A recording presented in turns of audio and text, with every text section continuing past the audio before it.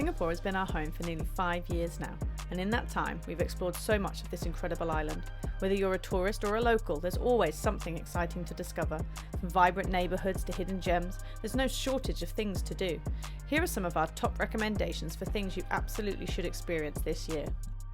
Welcome to Wanderlust.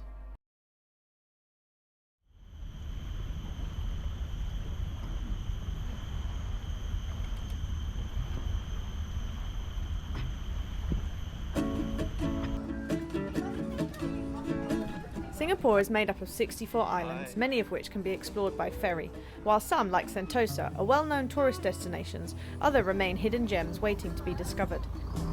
One of the newest islands to open to the public is Big Sisters Island, part of Singapore's first marine park.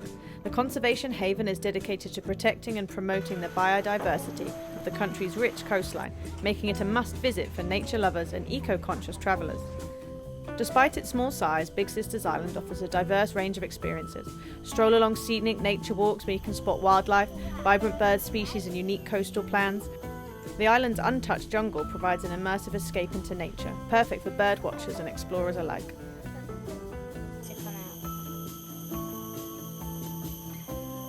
For those who love water, the island's secluded coves offer a refreshing spot for a swim, and the waters surrounding the island make it an excellent place for snorkeling. And on a clear day, you might be lucky enough to spot coral reefs, clownfish darting between anemones, parrotfish, or even the majestic hawksbill sea turtle gliding through the water. Beyond its natural beauty, Big Sisters Island also plays a key role in marine conservation and research. Big Sisters Island provides a unique and tranquil getaway, offering a glimpse into Singapore's hidden natural wonders.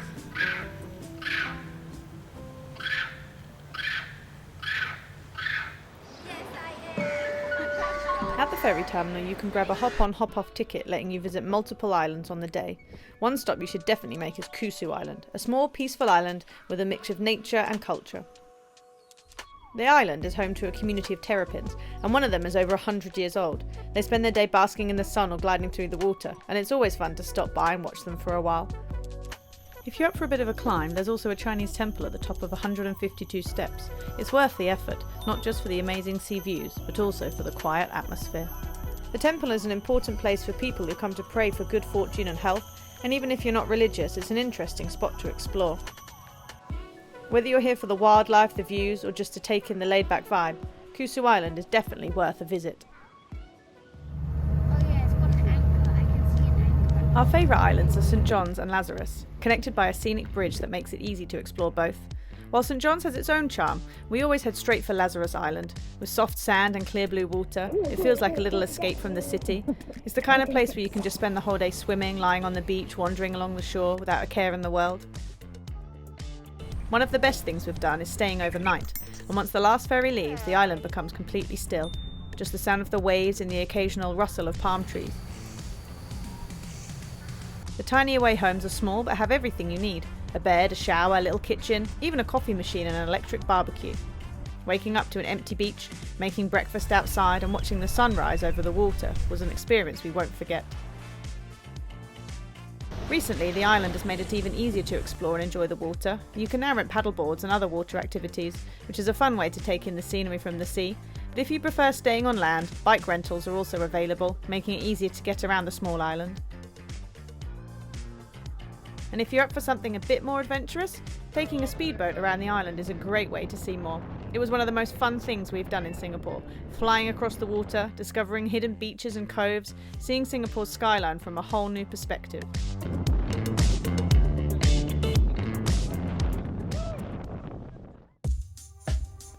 If you're after something a bit more rugged and simple, a glimpse of old school Singapore, then Pulau Ubin is the place to go. Just hop on a bumboat from Changi and in about 10 minutes you'll feel like you've stepped back in time. The best way to explore is definitely by bike. We always rent one as soon as we arrive so we can cover more ground and get to all our favourite spots. The island has a bit of everything: smooth paths, bumpy off-road trails, a mix of terrains, and plenty of places to stop, take in the view, or even walk out over the sea on wooden boardwalks. Wow! What is it? Oh yeah. Along the way, you'll probably spot some local wildlife: monkeys, wild boars, and the occasional monitor lizard just chilling by the side of the trail.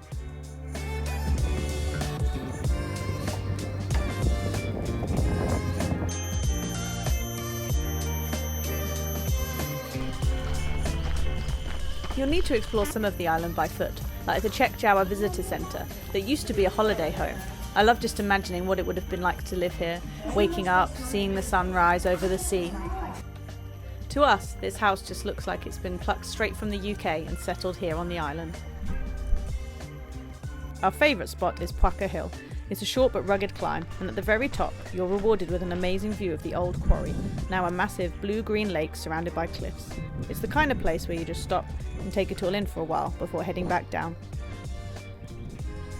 Pulau Ubin isn't fancy, and that's exactly why we love it. It's a proper little adventure, just a short boat ride from the city.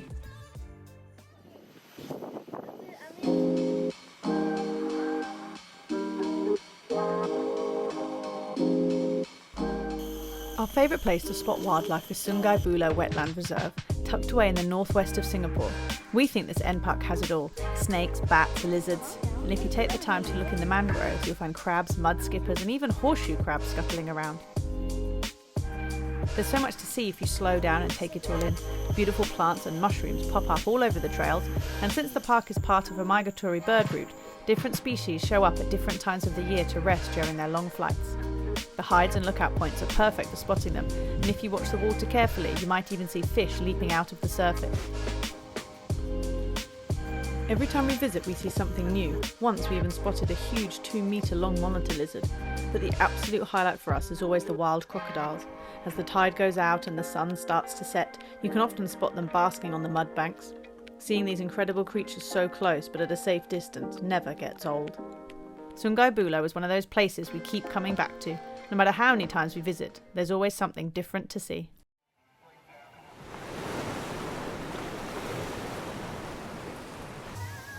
If all this talk about nature walks is making you feel a bit too hot, maybe it's time to cool off with a day at Adventure Cove over on Sentosa. It's easily one of the best water parks in Singapore, and we love spending a full day there.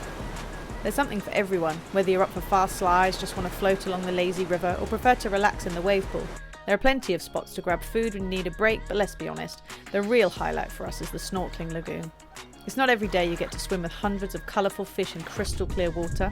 The moment you dip your face in, you're surrounded by brightly coloured fish darting beneath you, and for a second it feels like you've been transported to a coral reef. It's such a cool experience, especially if you love the ocean, but aren't into full-on diving or open water snorkeling.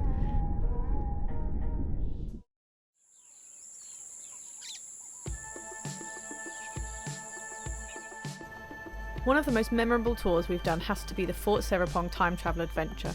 It's not your typical history tour, and right from the start it felt like we were stepping into something completely different. Alright, a little faster guys, go! Good, Milo. Well done, buddy. As soon as we arrived, we were blindfolded and led through the jungle to an unknown destination.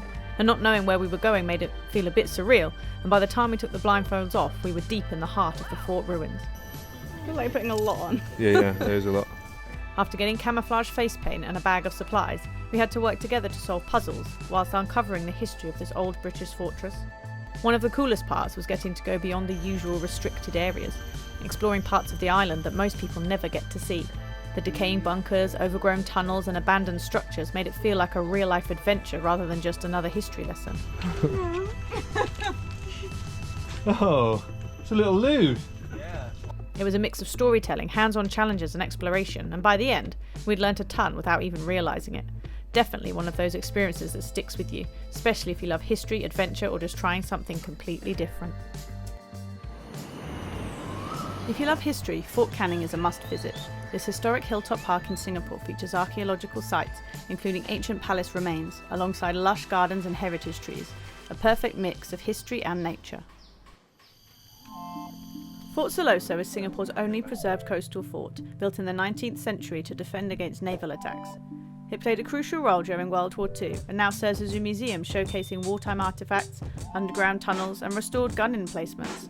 As part of Sentosa Island, it offers panoramic views and an immersive look into Singapore's military history.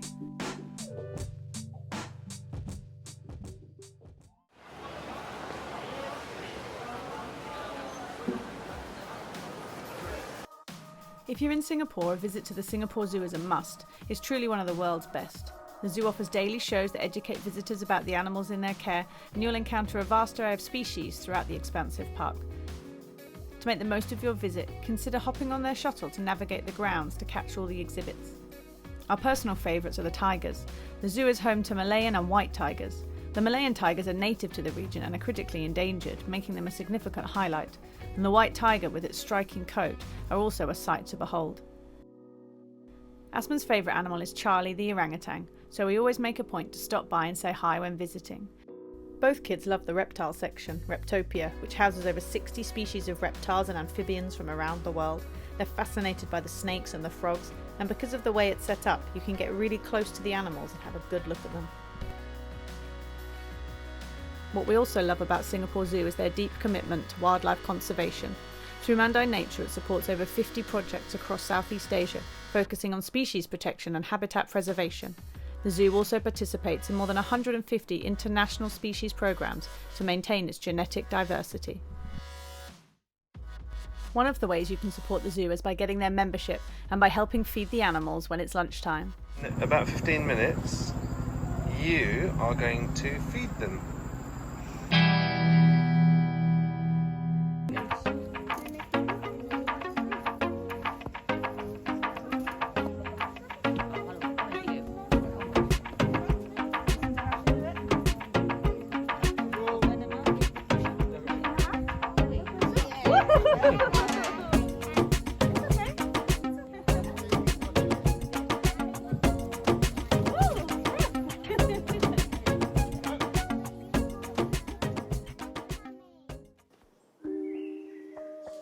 River Wonders is also part of the Mandai Wildlife Reserve.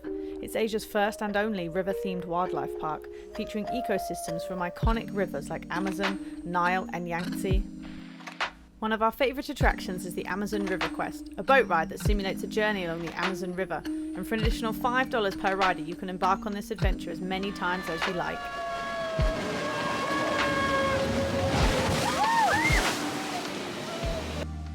This mini river cruise is a really fun way to see more of the animals, and if you get there on a quiet day, you can stay on the boat and go around and around. Most of this park is covered, which means it's perfect rain or shine, and it's not all about water animals. The park has a diverse range of wildlife to see up close. Interactive feeding times and meet and greet sessions allow you to learn more about these amazing creatures in their river habitats. The staff are always so friendly and knowledgeable and are always happy to answer our kids' many questions.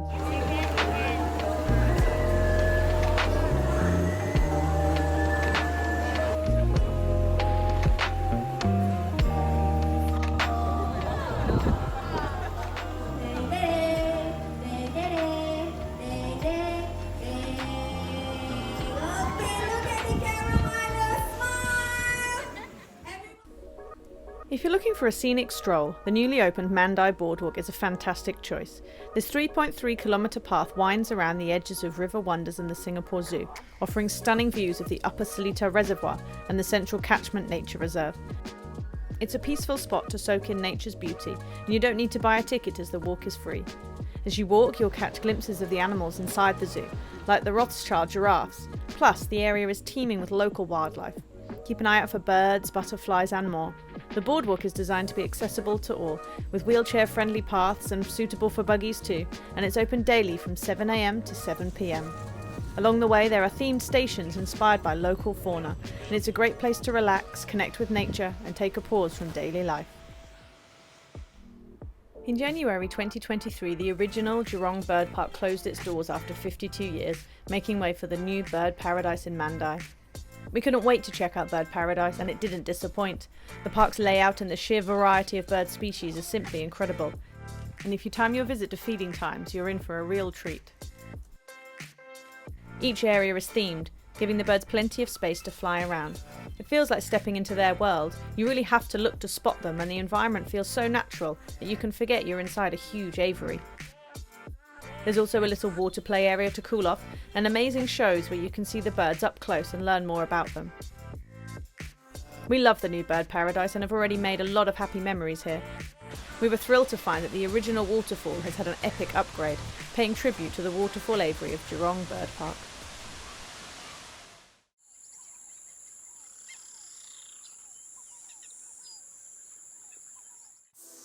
Clementi Forest in the west of Singapore offers a rugged and authentic hiking experience. Unlike the well-maintained trails of Bukit Timah Nature Reserve or McRitchie Reservoir, Clementi Forest provides a raw, untamed environment that allows you to immerse yourself in Singapore's natural beauty. In the 1920s to 1940s, this forest was part of a rubber plantation, but it was abandoned during World War II and has since evolved into a rich forest. This is what I would call a proper hike, scrambling up and over things, tall grass and a variety of terrain, and if you're up for embracing the heat and perhaps getting a little muddy, I'd encourage you to take on this walk.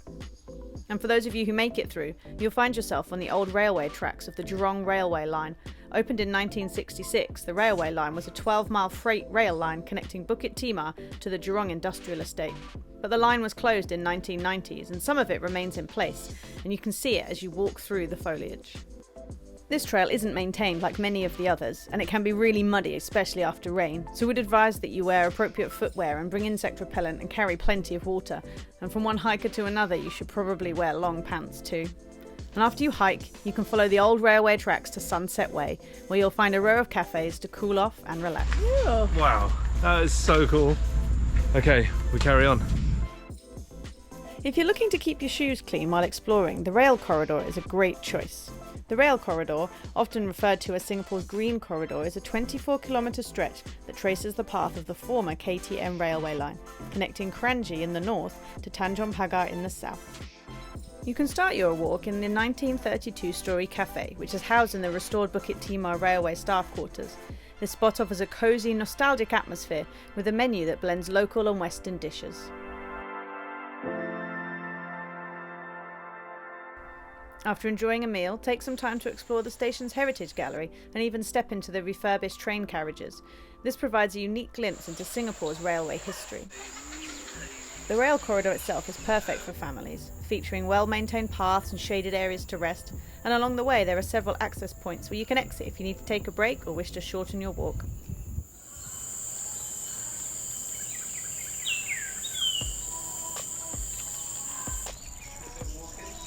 Did you know that Singapore actually has a countryside? And for just $5, you can jump on a hop-on, hop-off shuttle and explore the Kranji countryside at your own pace. First stop, Kranji Marshes. Climb up the Raptor Tower for awesome panoramic views of the wetlands, spot some wildlife and just soak up in the peaceful vibes. It's a quick stop, but definitely worth it. Make sure you're back in time for the next shuttle bus, because next up is Bollywood Veggies, a paradise for nature lovers and foodies alike. Stroll through the lush fruit and veggie plots that feel like a step back into an old kampong. Then head over to the Cozy Bistro. Every dish is made with fresh, seasonal ingredients straight from the gardens, so you're in for a real treat. That day's menu was a feast. Nasi lemak loaded with all the extras, vibrant blue pea rice made from freshly picked flowers, and an unforgettable jackfruit curry that I'm still dreaming about today. The last stop was Hay Dairy's goat farm, where you can try fresh goat milk and even grab some hay to feed the goats. The farm has moved to a new location, but it's still close by, so you can still get up close with these curious little creatures. Just watch out, because they'll nibble on anything if you get too close. Back in the UK, we used to take the kids to farms all the time, so it was great to have that experience again here.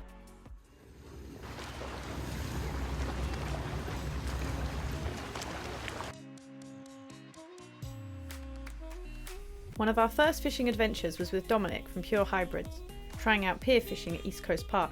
After a quick lesson on how to use the rod and bait the hook and a bit of patience, we started reeling in little fish. Dominic taught us all about the different types we caught, and it's safe to say we were hooked.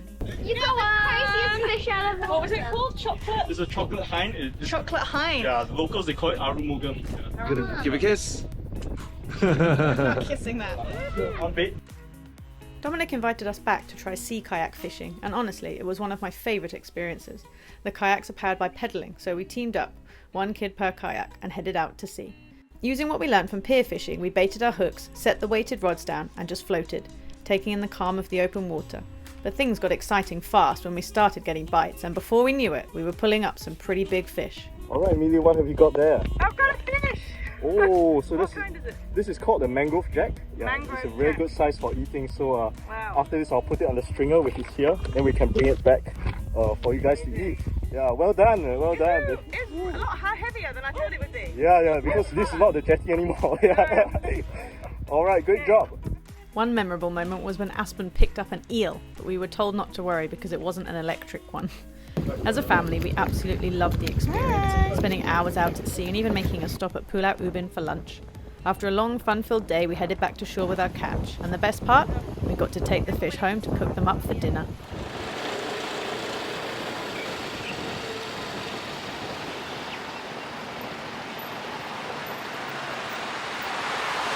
Let's go. I'm excited.